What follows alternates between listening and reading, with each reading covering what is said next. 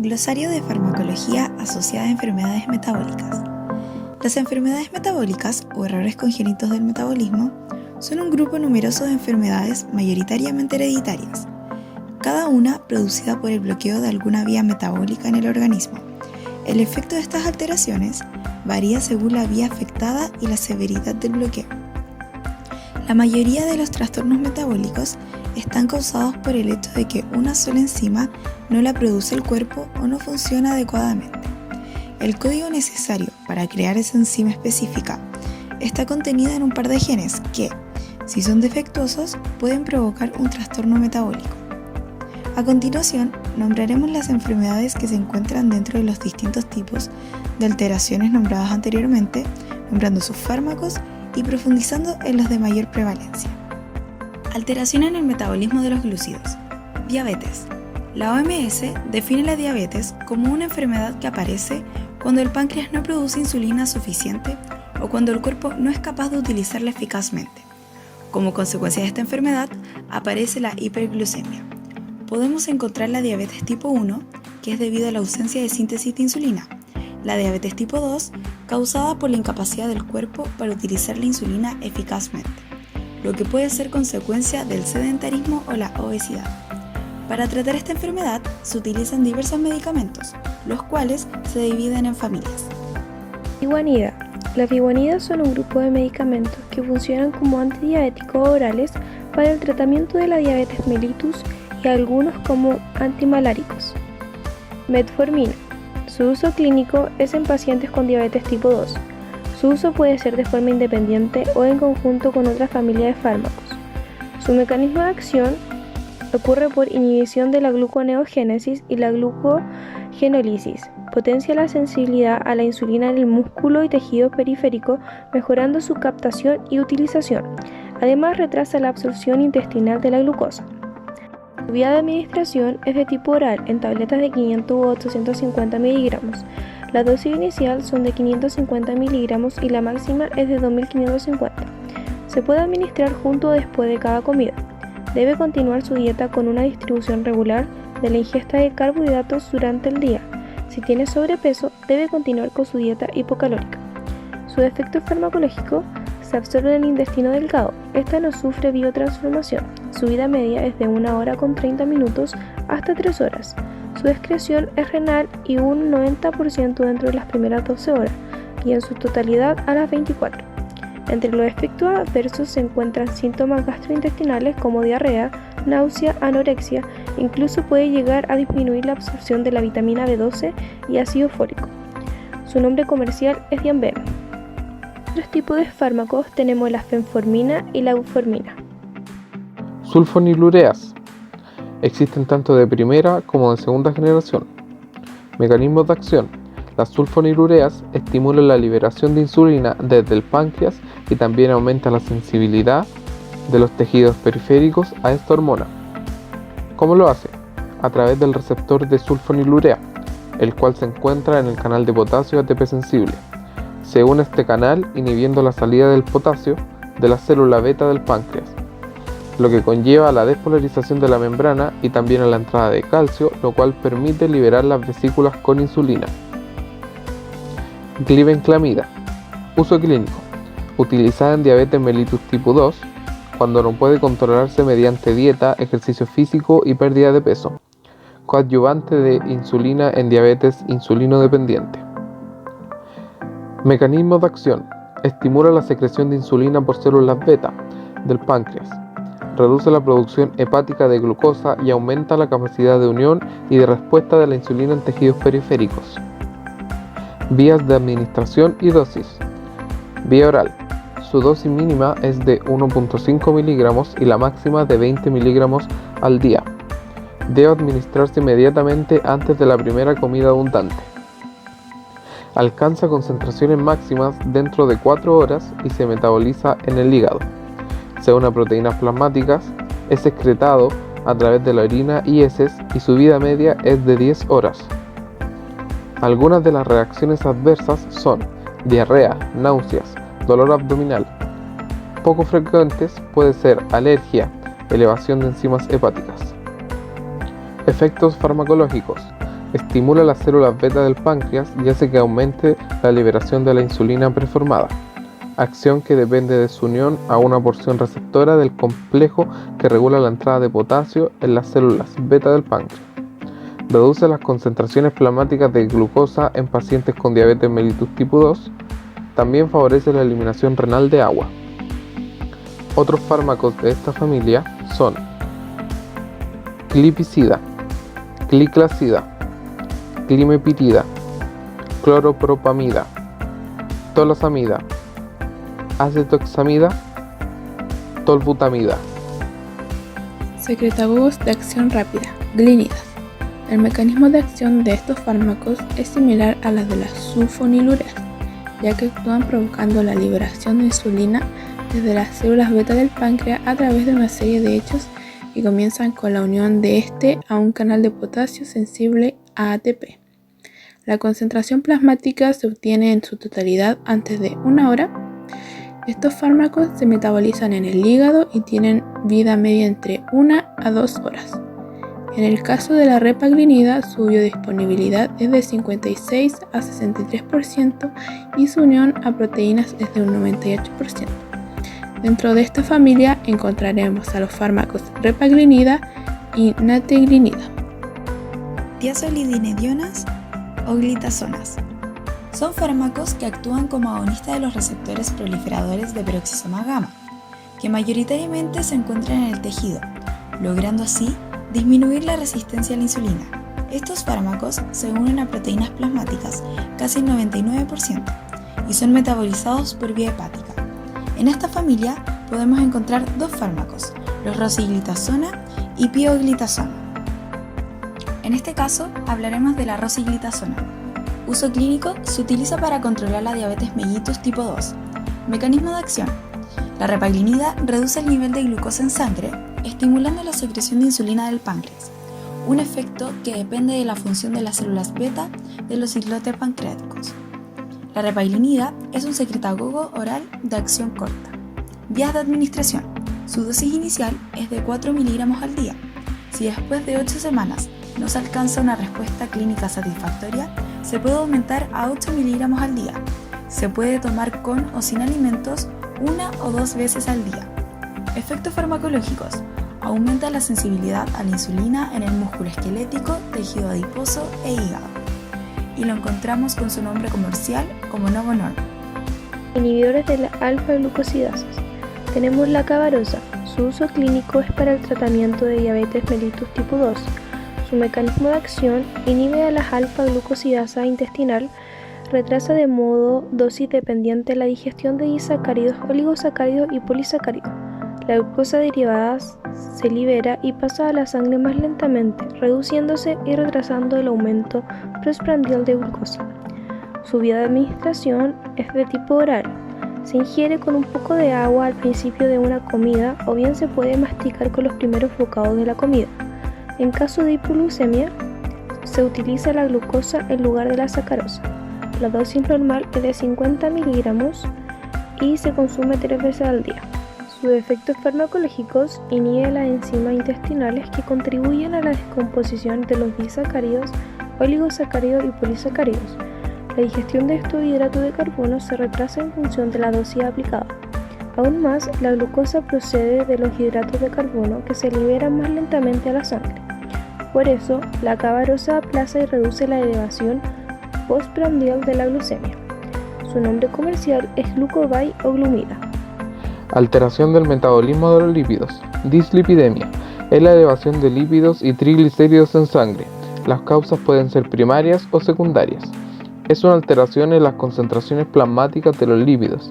Esta se puede deber a un aumento en los niveles de colesterol o de los niveles de triglicéridos. También a una disminución en los niveles de colesterol unido a lipoproteínas de alta densidad. Esta enfermedad se puede tratar con fármacos de la familia de las estatinas. Las estatinas, fibratos, inhibidores de la absorción de colesterol y secuestrantes de ácidos biliares. El tratamiento farmacológico de la dislipidemia desempeña un papel decisivo en el tratamiento del riesgo cardiovascular, mejorando el perfil de lípidos, retardando la progresión de la aterosclerosis, estabilizando placas y propensas a la ruptura, disminuyendo el riesgo de trombosis arterial y mejorando el pronóstico cardiovascular. Estatinas. Dentro de esta familia encontraremos los fármacos atorvastatina, lovastatina, pitavastatina, pravastatina, rosuvastatina y simvastatina. Nos enfocaremos en atorvastatina. Mecanismo de acción. Actúa inhibiendo la enzima HMG-CoA reductasa, que es una enzima limitante de la biosíntesis de colesterol. Esto lo hace bloqueando la unión del sustrato al lugar de la actividad enzimática. Uso clínico. Este es un fármaco hipocolesterolémico, por lo cual su uso es en personas con alteraciones en la concentración de lípidos, como por ejemplo hiperlipidemia. También se es usado junto a la dieta y ejercicio para prevenir riesgo de infarto y apoplejía. Vías de administración y dosis. Se administra por vía oral en dosis únicas diarias. Se presenta en comprimidos de 10, 20, 40 y 80 miligramos, siendo este último la dosis máxima. Se metaboliza en el hígado por el citocromo P450 y es excretada principalmente a través de la bilis. Sus concentraciones plasmáticas máximas se alcanzan entre 1 y 2 horas. Efecto farmacológico. Disminuye los niveles plasmáticos del colesterol y de las lipoproteínas. Inhibe la síntesis de colesterol y aumenta en la superficie celular el número de receptores hepáticos para LDL. Este fármaco reduce la síntesis de LDL y también un aumento en la actividad de los receptores para la LDL, permitiendo así una absorción y el catabolismo de las LDL. Efectos secundarios: diarrea, acidez, confusión, dolor en articulaciones. Pueden existir efectos secundarios de mayor gravedad como debilidad muscular, fiebre, náuseas, cansancio excesivo, pérdida del apetito y orina de color oscuro. Nombre comercial: Cardil, Colator, Prevencor, Tervan, Zarator. Fibratos, derivados del ácido fíbrico. Los fibratos disminuyen las concentraciones de triglicéridos al aumentar la actividad de la lipoproteína lipasa, que hidroliza los triglicéridos de VLDL. Podemos encontrar efectos como síntesis reducida de colesterol hepático y mayor excreción de colesterol en la bilis. Los fibratos disminuyen típicamente triglicéridos séricos de 20 a 50%, aumenta el colesterol HDL de un 10 a un 35% y disminuye usualmente el colesterol LDL de un 5 a un 20%, aunque puede aumentar en pacientes con hipertrigliceridemia. Los más utilizados son bezafibrato, ciprofibrato, gemifibrosilo y fenofibrato. En este caso hablaremos del fenofibrato. Uso clínico. Se utiliza en tratamientos de hipertrigliceridemia grave con o sin colesterol HDL bajo. También en hiperlipidemia mixta, cuando las estatinas están contraindicadas o no se toleran. Y además en hiperlipidemia mixta en pacientes de elevado riesgo cardiovascular. Mecanismo de acción. Estos fármacos actúan como un ligando para el regulador de la transcripción nuclear, lo que provoca un aumento en la síntesis de la lipoproteína lipasa, aumenta el aclaramiento de triglicéridos y aumenta las concentraciones de HDL, lo que quiere decir que aumenta el transporte inverso del colesterol, ya que estimulan directamente la síntesis de apolipoproteínas A1 y A2. Las vías de administración y dosis. Es por vía oral. En cápsulas se debe administrar con una de las principales comidas y en comprimidos administrarlas a cualquier hora del día con o sin alimentos. Efectos farmacológicos. Hay una disminución de LDL, un aumento de HDL y una disminución notoria de los efectos de los triglicéridos. Efectos secundarios. Trastornos digestivos, gástricos o intestinales. Y lo podemos encontrar por su nombre comercial como Fervex. Inhibidores de la absorción del colesterol. Tenemos el ezetimiba, que ayuda a la dieta en pacientes con hipercolesterolemia primaria, que no están controlados con una estatina o en monoterapia si la estatina es inadecuada o no se tolera.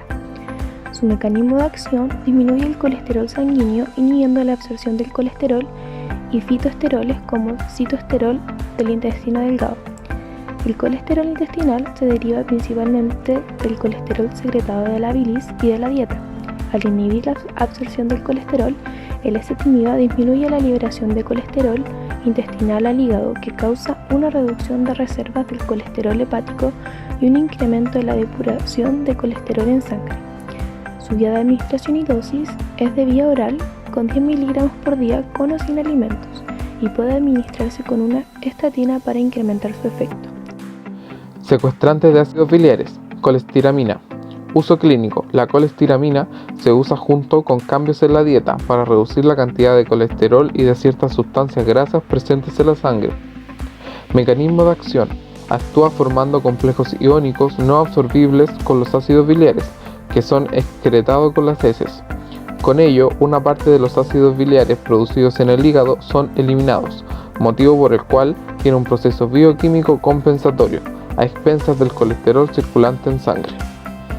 De este modo, reduce marcadamente los niveles de colesterol, así como los de LDL.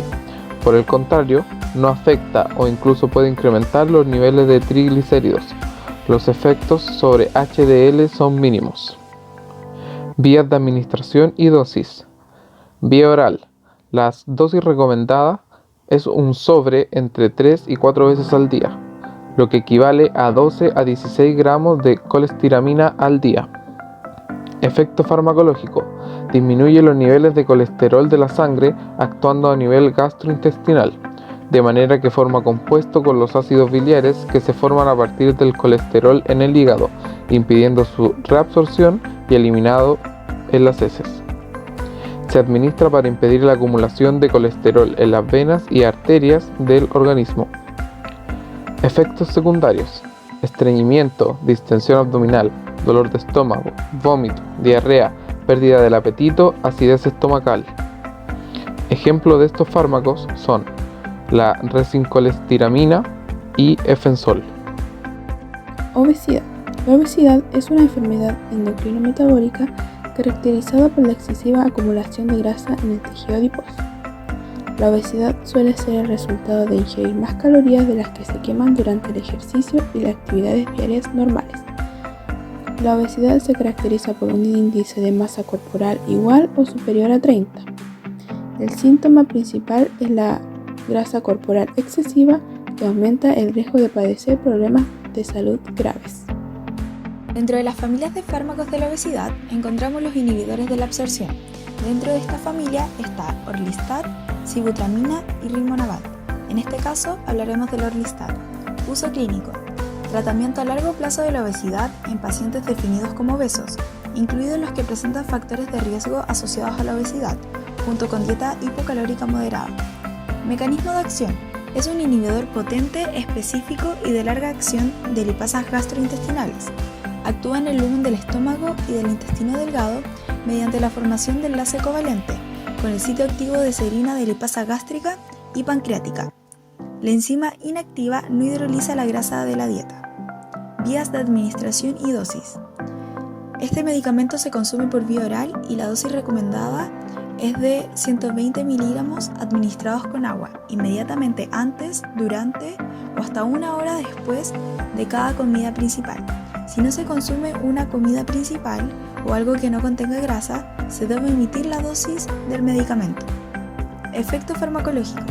Altera la absorción de la grasa por inhibición de la enzima lipasa pancreática y lo encontramos por su nombre comercial como Cenical. Alteraciones del metabolismo de los compuestos nitrogenados. Fenilcetonuria. Esta enfermedad es un trastorno hereditario que provoca la acumulación en el organismo de un aminoácido llamado fenilalanina. Cuando una o varias mutaciones genéticas determinan ausencia o deficiencia de este aminoácido, se produce la acumulación de fenilalanina. Para esta enfermedad tenemos dos fármacos, la sapropterina y Replagal. En este caso hablaremos de la sapropterina. Mecanismo de acción.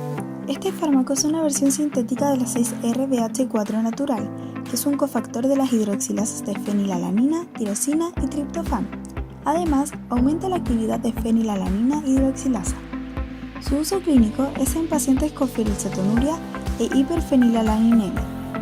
Vía de administración es por vía oral disuelto en agua. Sus dosis pueden ajustarse entre 5 y 20 miligramos por día, dependiendo de los niveles de fenilalanina. Su concentración máxima se alcanza entre 3 o 4 horas. Efecto farmacológico.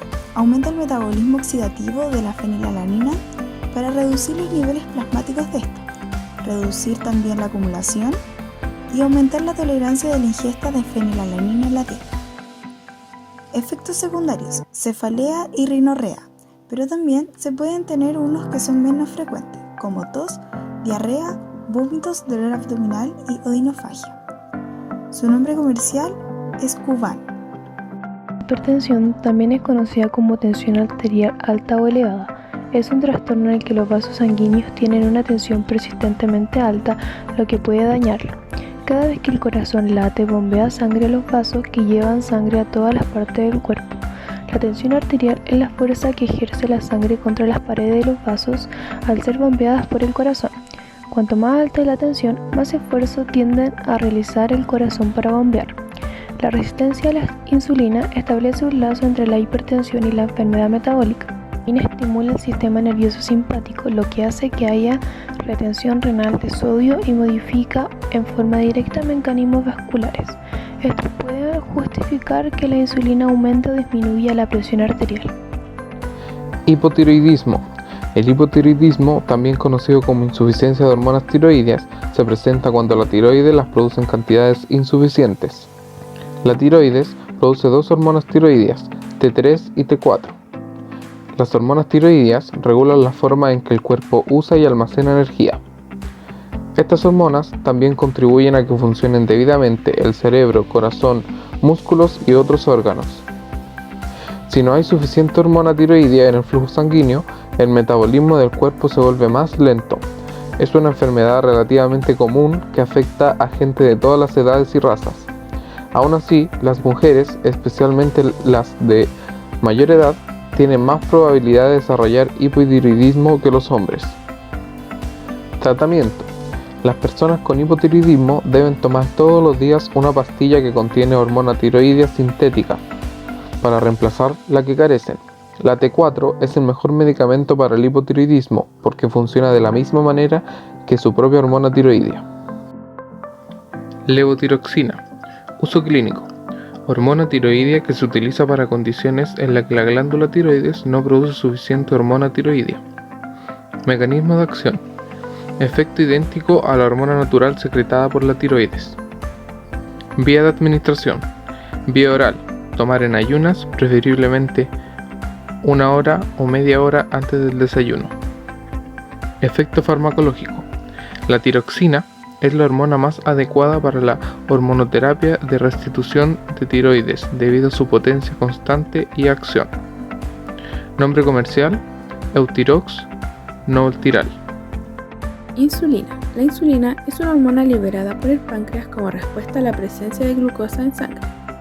La insulina permite que la glucosa penetre en las células para ser utilizada como fuente de energía. Esta mantiene el azúcar en sangre en un rango muy estrecho. Durante la noche y entre comidas, los niveles normales no diabéticos oscilan entre 60 a 100 miligramos por decilitro y 140 miligramos por decilitro o menos después de las comidas y aperitivos. La insulina juega un papel clave en el mantenimiento de niveles correctos de glucosa en sangre. Si están demasiado altos o bajos, esto puede causar problemas de salud graves. Los niveles anormales de glucosa se conocen como hiperglucemia. Significa que los niveles de glucosa en sangre están demasiado altos. Ocurre cuando el cuerpo no produce suficiente insulina. Si no hay suficiente insulina, la glucosa no puede entrar a las células y permanece en el torrente sanguíneo. Hipoglucemia. Significa que los niveles de glucosa en sangre están demasiado bajos. Cuando el cuerpo envía demasiada insulina a la sangre, entra mucha glucosa a las células y queda muy poca en el torrente sanguíneo. El insulinoma es un tumor en el páncreas el cual produce un aumento en la liberación de insulina. Para esta enfermedad ocupamos un fármaco llamado diazóxido. Mecanismo de acción: activa los canales de potasio sensibles de ATP, lo que evita su cierre, por lo que las células beta producen una inhibición de la secreción de insulina y también inhiben el receptor de insulina en los órganos diana. Su uso clínico es para el tratamiento de la hipoglucemia, insulinoma y sensibilidad a la leucina. Su vía de administración es oral 1 hora antes o después de las comidas. Para este caso, se administra entre 5 a 60 miligramos por kilogramo por día hasta 600 miligramos por día. Su efecto farmacológico ayuda a recuperar los niveles de insulina a través de la inhibición de esta misma. También inhibe la utilización periférica de la glucosa y es un vasodilatador directo por la activación de los canales de potasio. Efectos secundarios. La retención de sodio y líquido es más común en niños pequeños y en adultos y puede precipitar una insuficiencia cardíaca congestiva en pacientes con compromisos de reservas cardíacas.